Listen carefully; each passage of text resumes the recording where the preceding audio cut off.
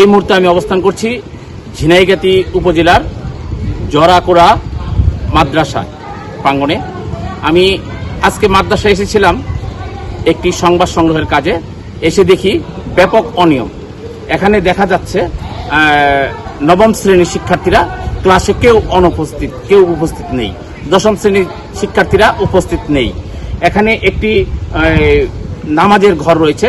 সেই নামাজের ঘরে অধ্যক্ষ আশরাফুল আলম ক্ষমতা কাব্য ব্যবহার করে সেখানে খড় এবং গরু ছাগল রাখার জন্য একটা ব্যবস্থা করেছেন। সেখানে নামাজ পড়া খুবই কষ্টকর হচ্ছে।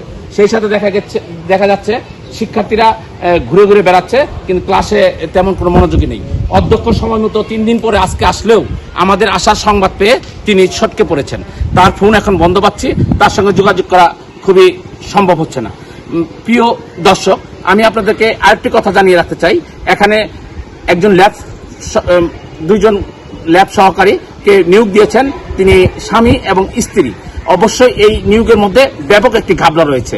এই ঘাবলাকে দেখার জন্যই আমরা আজকে জড়া করে এসেছিলাম, কিন্তু এখানে এসে দেখি যে পরিমাণ শিক্ষার মান অত্যন্ত নিম্ন দিকে, এবং শিক্ষকরাও ধরাছোঁয়ার বাইরে ক্লাসে বসে চেয়ারে বসে তারা ঘুমন্ত অবস্থায় অলস সময় কাটাচ্ছেন বলা চলে। কাজে প্রিয় দর্শক, আমরা পরবর্তী আপডেট নিয়ে জরাকোড়া মাদ্রাসার পরবর্তী আপডেট নিয়ে নিয়োগ বাণিজ্য নিয়ে আমরা চলে আসবো আপনাদের সামনে। চোখ রাখুন আমাদের মই বাংলা টিভিতে।